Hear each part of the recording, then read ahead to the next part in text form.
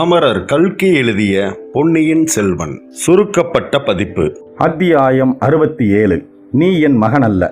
அனிருத்தர் எழுந்து உபசரித்து சுட்டிக்காட்டிய ஆசனத்தில் செம்பியன் மாதேவி உட்கார்ந்தார். சிறிது நேரம் தரையை குனிந்து பார்த்த வண்ணமாக இருந்தார். அந்த மேல் மாடத்திலும் மாளிகையின் வெளியிலும் வீதியிலும் நிசப்தம் குடிகொண்டிருந்தது.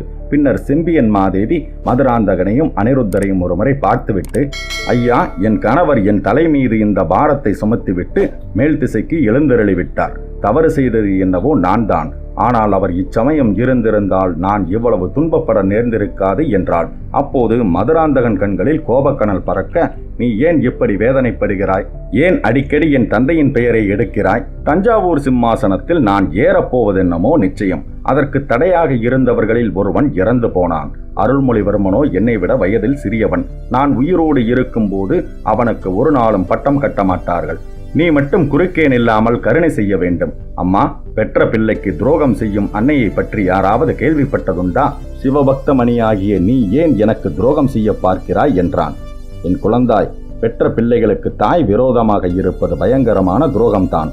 ஆனால் என் கணவர் எனக்கு அவ்விதம் கட்டளையிட்டு சென்றிருக்கிறார். அவருடைய கட்டளையை நிறைவேற்றுவது என் கடமை என்றாள். இதை கேட்டதும் மதுராந்தகன் குதித்தெழுந்தான்.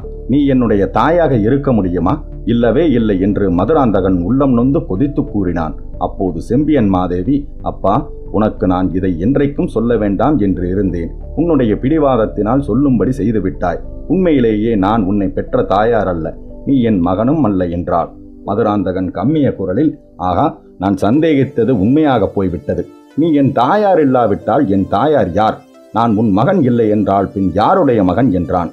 செம்பியன் மாதேவி முதன் மந்திரி அனிருத்தரை பார்த்து, ஐயா, தாங்கள் சொல்லுங்கள். என்னுடைய அவமானத்தை நானே சொல்லும்படி தயவு செய்து வைக்க வேண்டாம் என்றாள்.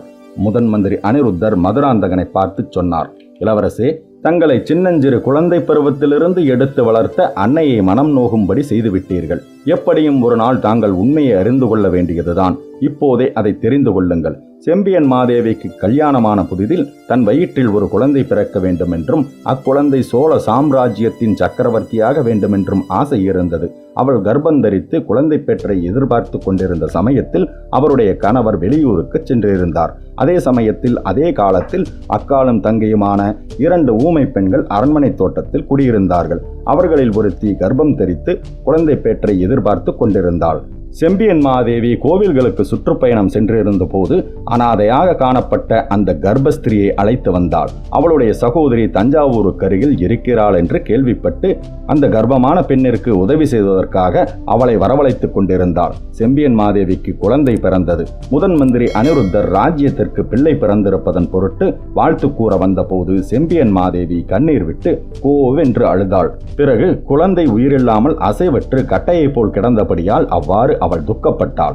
ஐயா, என் கணவன் வந்து கேட்கும்போது நான் என்ன பதில் சொல்வேன் என்று விம்மி எழுதாள். அவளுடைய துயரத்தைக் கண்டு பொறுக்க முடியாமல் அனிருத்தர் ஒரு யோசனை கூறினார். தோட்டத்தில் குடியிருந்த ஊமை பெண்ணிற்கு ஒரு ஆணும் ஒரு பெண்ணுமாக 2 குழந்தைகள் பிறந்திருப்பதை அவர் அறிந்திருந்தார். அந்த ஊமை பெண்ணிடம் சென்று குழந்தைகளை அங்கேயே விட்டுவிட்டு போய்விட்டால் அவர்கள் அரண்மனையில் வளர்வார்கள் என்று ஜாடையினால் தெரிவித்தார். அந்த ஊமை பெண் வெறிபிடித்த பைத்தியக்காரி போல இருந்தாள். முதலில் அவள் குழந்தைகளை கொடுக்க மறுத்தாள். சற்று நேரம் கழித்து குழந்தைகளை விட்டுவிட்டு ஓடியே விட்டாள். உடனே அனிருத்தர் அவளுடைய தங்கையை கொண்டு ஆண் குழந்தையை செம்பியன் மாதேவியிடம் கொண்டுவிடச் செய்தார். உயிரின்றி கட்டையை போல இருந்த குழந்தையை ஒருவருக்கும் தெரியாமல் கொண்டு போய் புதைத்து விடும்படி ஊமை தங்கையிடம் கொடுத்தனுப்பிவிட்டார்.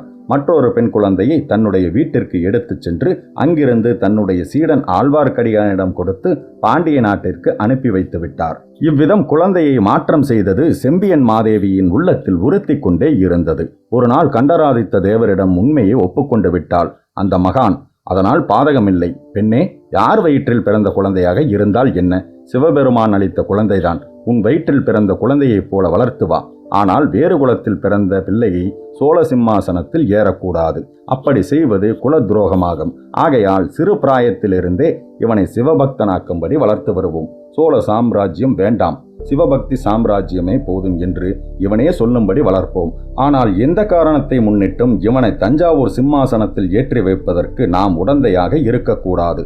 அந்த சந்தர்ப்பம் வரும்போது நான் உயிரோடு இல்லாவிட்டாலும் நீ உறுதியுடன் இருந்து சோழர் குலத்தை காப்பாற்ற வேண்டும் என்று கேட்டுக்கொண்டார். மதுராந்தகா, நீ கண்டராதித்த தேவருடைய புதல்வனும் அல்ல, செம்பியன் மாதேவி வயிற்றில் பிறந்த பிள்ளையும் அல்ல, ஊர் சுற்றி திரிந்த அனாதை ஊமை பெண்ணின் மகன். உன்னை இந்த தேவி தம் சொந்த குழந்தையை விட 100 மடங்கு அதிகமாக சீராட்டி பாராட்டி வளர்த்து வந்தார். இப்போது அவருடைய கருத்திற்கு மாறாக நடக்காதே. உனது தாய் சொல்வதை கேள், அதனால் உனக்கு நன்மையே விளையும் என்றார் அனிருத்தர். மதுராந்தகன் சிறிது நேரம் பிரம்மை பிடித்தவன் போல உட்கார்ந்திருந்த பிறகு திடீரென்று எழுந்து நின்று அனிருத்தரை பார்த்து, முதன் மந்திரி, இதெல்லாம் உமது சூழ்ச்சி. எனக்கு அப்போதே தெரியும். சுந்தர சோழரின் மக்கள், அதிலும் முக்கியமாக அருண்மொழிவர்மன் பேரில் உமக்கு பிரியம் அதிகம். அவனுக்கு பட்டங்கட்ட வேண்டும் என்பது உம்முடைய விருப்பம். அதற்காக இப்படியெல்லாம் என் தாயாரிடம் பொய்யும் புனை சுருட்டும் கூறி அவருடைய உத்தமமான மனதை கெடுத்திருக்கிறீர்கள். அன்பில் பிரம்மராயரே, உமக்கு என்ன தீங்கு செய்தே நான்? எதற்காக இந்த துரோகம் எனக்கு செய்ய பார்க்கிறீர்கள்? உம்முடைய நோக்கத்திற்காக நான் என் தாயாருக்கு பிள்ளை இல்லாமல் போக வேண்டுமா? இந்த மாதிரி ஒரு பயங்கரமான பாதக சூழ்ச்சி இந்த உலகில் இதுவரை யாரும் செய்திருக்க மாட்டார்களே என்று கத்தினான். குழந்தாய் மதுராந்தகா, அனிருத்தர் சொல்வது சரிதான். அவருக்கு 20 வருடங்களுக்கு முன்னாலிருந்து என் ரகசியம் தெரியும்.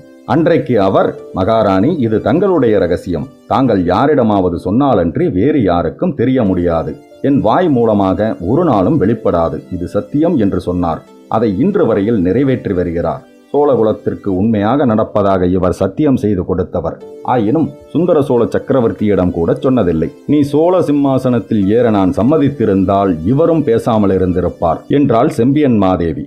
தாயே, அப்படியானால் நான் சிம்மாசனம் ஏற தடையாக இருப்பது தாங்கள் ஒருவர்தானா? நான் தங்கள் வயிற்றில் பிறந்த மகனில்லை என்றே வைத்துக் கொள்கிறேன். 20 வருடங்களுக்கு மேலாக தங்கள் வயிற்றில் பிறந்த மகனுக்கு மேல் அருமையாக வளர்த்தீர்கள். இப்போது எதற்காக எனக்கு இந்த துரோகம் செய்கிறீர்கள்?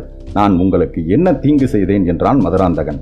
குழந்தாய், நீ எனக்கு ஒரு தீங்கும் செய்யவில்லை. நான் தான் உனக்கு பெரும் தீங்கு செய்து விட்டேன். இத்தனை நாளும் உன்னை என் வயிற்றில் பெற்ற மகனைப் போலவே வளர்த்து வந்துவிட்டு இப்போது நீ என் மகன் இல்லை என்று சொல்கிறேன். இதனால் உன் மனம் எத்தனை புண்ணாகும் என்பது எனக்கு தெரியாதா? என் ஆயுள் உள்ளவரையில் இதை நான் வெளியிட்டு சொல்லி இருக்க மாட்டேன். ஆனால் என் கணவருக்கு நான் கொடுத்த வாக்குறுதியை நிறைவேற்ற வேண்டும். நான் புகுந்த சோழகுலத்திற்கு துரோகம் செய்யக்கூடாது. சோழகுலத்தில் பிறக்காதவனை சோழகுல சிம்மாசனத்தில் நான் ஏற்றி வைக்கக்கூடாது. ஏற்றுவதற்கு நான் உடந்தையாகவும் இருக்கக்கூடாது. என் மனம் இதை பற்றி வேதனை அடையவில்லை என்றா நினைக்கிறாய்? நீ என் மகன் அல்ல என்று சற்று முன்னால் சொன்னபோது என் நெஞ்சே உடைந்து போய்விட்டது. குமாரா, நீ என் சொந்த மகன் அல்ல என்று சொல்வதில் எனக்கு சந்தோஷம் இருக்க முடியுமா? அச்சமயம் மதுராந்தகன் திடீரென்று எழுந்து செம்பியன் மாதேவியின் காலில் விழுந்து, அன்னையே, எனக்கு ராஜ்யம் வேண்டாம், சிம்மாசனமும் வேண்டாம். இங்கே இருக்கச் சொன்னால் இருக்கிறேன், தேசாந்திரம் போகச் சொன்னால் போய்விடுகிறேன். ஆனால் நான் தங்கள் மகன் அல்ல, தங்கள் திருவயிற்றில் பிறந்தவன் அல்ல என்று மட்டும் சொல்ல வேண்டாம். யாரிடமும் சொல்ல வேண்டாம். சொன்னீர்களானால் அந்த அவமானத்திலேயே என் நெஞ்சு வெடித்து இறந்து விடுவேன் என்று கதறினான். செம்பியன் மாதேவி கண்களில் நீர் ததும்ப மிகுந்த ஆவலுடன் மதுராந்தகனை வாரி எடுத்து தம் பக்கத்தில் உட்கார வைத்துக் கொண்டார். குழந்தாய், என் மனதை கல்லாக்கி கொண்டுதான் இதை சொல்கிறேன். ஒன்று நீயாக ராஜ்யத்தை துறந்து விடுவதாக ஒப்புக்கொள்ள வேண்டும், அல்லது நீ என் வயிற்றில் பிறந்த மகன் அல்ல என்பதை நாடு நகரமெல்லாம் அறிய நான் ஒப்புக்கொள்ள வேண்டும். எப்படியும் நீ சிம்மாசனம் ஏற முடியாது என்றால் பெரிய பிராட்டி என்று உலகமெல்லாம் போற்றி வணங்கிய உத்தமி. அத்தியாயம் 68. பைத்தியக்காரன். கடம்பூரிலிருந்து தஞ்சை பிரயாணத்தின் முதற்பகுதியில் வந்தியத்தேவன் பெரும்பாலும் நினைவிழந்த நிலையில் இருந்தான். கட்டை வண்டி ஒன்றில் அவனை கட்டி போட்டிருந்தார்கள். பிரயாணத்தின் போது சிறிது நினைவு தோன்றிய போதெல்லாம் கண்களில் எரிச்சலும் உடம்பின் நோவும் அவனுக்கு அளவில்லாத வேதனையை உண்டாக்கின. அரை நினைவாக இருந்த போதும் ஏதேதோ பயங்கரமான தோற்றங்கள் அவன் முன்னே தோன்றி அவனை வாட்டி எடுத்தன. இப்படி எத்தனையோ விதமான அனுபவங்களுக்கு பிறகு திடீரென்று 7 கடலும் கொந்தளித்து பொங்குவது போன்ற சத்தம் கேட்கிறது. அவன் மேலே ஒரு பெரிய அலை வந்து மோதி அவனை மூழ்கடிக்கிறது. இப்போது வந்தியத்தேவன் பூரண நினைவு வந்தவனாக கண்விழித்து பார்க்கிறான். எதிரே சற்று தூரத்தில் தஞ்சாவூர் கோட்டை வாசல் தெரிகிறது. அவன் கட்டுண்டு கிடந்த கட்டை வண்டிக்கு முன்னாலும் பின்னாலும் நாலாபுறங்களிலும் ஜனசமுத்திரமாக காட்சியளிப்பதை காண்கிறான். அத்தனை பேரும் சேர்ந்து ஓலமிடும் ஓசைதான் 7 கடலும் பொங்குவது போன்ற சத்தமாக தனக்கு கேட்டது என்று அறிகிறான். ஆதித்த கரிகாலரின் கடைசி ஊர்வலம் தஞ்சை கோட்டையை நெருங்கிவிட்டபடியால் தான் அவ்வளவு கூட்டம் என்று தெரிந்து கொள்கிறான். சிறிது நேரத்திற்கெல்லாம் அவனும் சம்புவரையரும் மட்டும் காவலர்கள் சிலர் புடைசூழ தஞ்சை கோட்டைக்குள் அழைத்துச் செல்லப்படுகிறார்கள். ஆகா, அந்த மகாவீரரின் இறுதி காரியங்கள் நடக்கும்போது அவருக்கு உற்ற தோழனாக இருந்த தனக்கு அருகில் இருக்கவும் இயலாமல் போயிற்று. அவனுடைய துரதிர்ஷ்டம் இது மட்டுமா? கடைசி வரையில் அவருடைய உயிருக்கு ஆபத்து வராமல் பாதுகாக்க எவ்வளவோ முயற்சி எடுத்து தோல்வியடைந்ததன் பேரில் அவரை கொன்றதாக குற்றம் சுமத்தி இருக்கிறார்கள். இப்போது கொலைகாரர்களையும் சதிகாரர்களையும் அடைக்கும் பாதாள சிறைக்கு கொண்டு போகிறார்கள். தெய்வமே, முதலில் தஞ்சைக்கு புறப்பட்டு வந்தபோது அவன் உள்ளத்தில் பொங்கிக் கொண்டிருந்த உற்சாகம் என்னவெல்லாம் பகற்கனவு கண்டு கொண்டிருந்தான். அப்போது சின்ன பழுவேட்டரையர் தன்னை ஒற்றன் என்று சந்தேகித்து பாதாள சிறையில் அடைத்து விடுவாரோ என்று அவன் அஞ்சியதுண்டு. அது இப்போது வேறொரு விதத்தில் உண்மையாகிவிட்டதே. வானவெளியில் உல்லாசமாக திரிந்து பறக்கும் பறவையைப் போல வாழ்க்கை நடத்தி கொண்டிருந்த தன்னை இந்த இருளடைந்த அறையில் பூட்டிவிட்டார்களே. இதில் தன்னால் எத்தனை காலம் இருக்க முடியும்? முடியாது. உயிரை விடுவதற்கு ஏதேனும் விரைவில் வழி தேட வேண்டியதுதான். இவ்வாறெல்லாம் எண்ணி ஏக்கமடைந்து செயலற்று உட்கார்ந்திருந்தான் வந்தியத்தேவன். அந்த சமயத்தில் பக்கத்து அறையில் யாரோ தொண்டையை கனைப்பது கேட்டது. சற்று நேரத்திற்கெல்லாம் கர்ணகடூரமான குரலில் பொன்னார் மேனியனே என்ற தேவார பாடலும் கேட்டது. சிவசிவா, காதால் கேட்க முடியவில்லை. பாதாள சிறையில் அடைபட்டிருப்பது போதாது என்று இந்த அபூர்வமான சங்கீதத்தை கேட்கும் தண்டனை வேறா? யாரப்பாங்கே என்றான் வந்தியத்தேவன். நான் தான் பைத்தியக்காரன் என்று பதில் வந்தது. உன்னை எதற்காகவப்பா பைத்தியக்காரன் என்று சொல்லிக் கொள்கிறாய்? இங்கே வந்தவர்கள் எல்லோரும் என்னை பைத்தியக்காரன் என்று சொல்வதால். ஏன் அப்படி அவர்கள் எல்லோரும் உன்னை சொல்கிறார்கள்? ஈழத்தில் பாண்டிய வம்சத்து மணிமகுடமும் தேவேந்திரன் அளித்த ரத்தினஹாரமும் இருக்குமிடம் எனக்கு தெரியும். என்னை விடுதலை செய்தால் அவை இருக்குமிடம் சொல்வேன் என்று இங்கே வருகிறவர்களிடமெல்லாம் நான் சொல்வதுண்டு. அதற்காக என்னை பைத்தியம் என்கிறார்கள். உன்னை பைத்தியம் என்று சொல்பவர்கள்தான் உண்மையிலேயே பைத்தியக்காரர்கள் என்றான் வந்தியத்தேவன். நீ என் வார்த்தையை நம்புகிறாயா என்று கேட்டான் அவன். பரிபூர்ணமாக நம்புகிறேன். ஆனால் நான் நம்பி என்ன பயன்? உனக்கு என்னால் ஒரு உதவியும் செய்ய முடியாதே. அப்படி சொல்லாதே. நீ இப்போது இருக்கும் அறையில் அடைக்கப்படுகிறவர்கள் எல்லோரும் சீக்கிரத்தில் விடுதலை செய்யப்படுவது வழக்கமாக இருந்து வருகிறது என்று சொன்னான். வந்தியத்தேவன் ஒரு நெடிய பெருமூச்சு விட்டுவிட்டு, அந்த மாதிரி என்னை விடுதலை செய்ய வரமாட்டார்கள் என்றான். அப்படியானால் நானே உன்னை விடுதலை செய்கிறேன் என்றான் அடுத்த அறையில் இருந்தவன். இப்போதுதான் நீ பைத்தியக்காரன் போல பேசுகிறாய் என்றான் வந்தியத்தேவன். இல்லை, என் வார்த்தையை நம்பு. வேறு வழி இல்லை. உன்னை நம்பித்தான் தீர வேண்டும். அப்படியானால் இன்றிரவு காவலர்கள் நமக்கு வந்து உணவு அளித்துவிட்டு போகும் வரையில் பொறுமையுடன் இரு என்றான் பைத்தியக்காரன் என்று பெயர் வாங்கியவன். அன்றிரவு கடைசி காவலன் வந்துவிட்டு போனதும் வந்தியத்தேவன் அடுத்த அறையிலிருந்த பைத்தியக்காரன் என்ன சொல்லப் போகிறான் என்று அறிய ஆவலுடன் காத்திருந்தான். அந்த அறையின் ஒரு பக்கத்து சுவரில் எலி பிராண்டுவது போல ஏதோ சத்தம் கேட்டது. இரவெல்லாம் அந்த இருளடர்ந்த அறையில் எலிகளுடன் காலம் கழிக்க வேண்டுமோ என்று கவலைப்பட்டவனாக, பைத்தியக்காரா, தூங்கிப் போய்விட்டாயா என்று கேட்டான். அதற்கு பதில் ஒன்றும் வரவில்லை. எலி பிராண்டும் சத்தம் மட்டும் மெதுவாக கேட்டுக்கொண்டிருந்தது. சற்று நேரத்திற்கெல்லாம் சுவரிலிருந்து சில கற்கள் பெயர்ந்து விழுந்து துவாரம் ஒன்று உண்டாயிற்று. அதன் வழியாக பைத்தியக்காரன் குரல், அப்பனே, தூங்கிவிட்டாயா என்று கேட்டது. இல்லை, தூங்கவில்லை. உனக்காகத்தான் காத்திருக்கிறேன். இது என்ன வேலை என்றான் வந்தியத்தேவன்.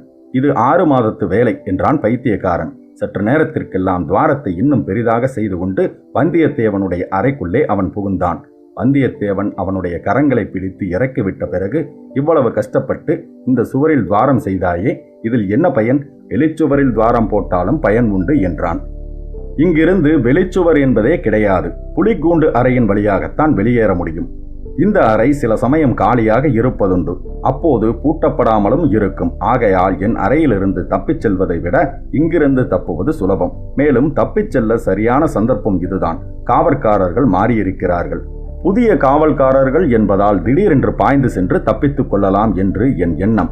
எப்படி இருந்தாலும் இங்கேயே கிடந்து சாவதை காட்டிலும் விடுதலைக்கு ஒரு முயற்சி செய்து பார்ப்பது நல்லதல்லவா என்றான் பைத்தியக்காரன் என்று சொல்லப்பட்டவன்.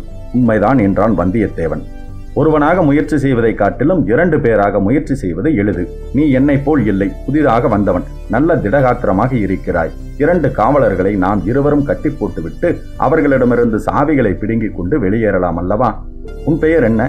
பைத்தியக்காரன். உண்மையான பெயர் என்ன? உன் பெற்றோர்கள் வைத்த பெயர் என்ன? அதுவா? பெற்றோர்கள் எனக்கு கரிய திருமால் என்று பெயரிட்டனர். சுற்றத்தாரும் ஊராரும் கருத்திருமன் என்று அழைத்தார்கள் என்றான் பைத்தியக்காரன். இனி இருட்டிய பிறகுதான் நம் பிரயாணத்தை தொடங்க வேண்டும். அதுவரையில் உன்னுடைய கதையை சொல், கேட்கலாம். நான் உண்மையை சொல்லாமல் ஏதாவது கற்பனை செய்து கூறினால் என்ன பண்ணுவாய்?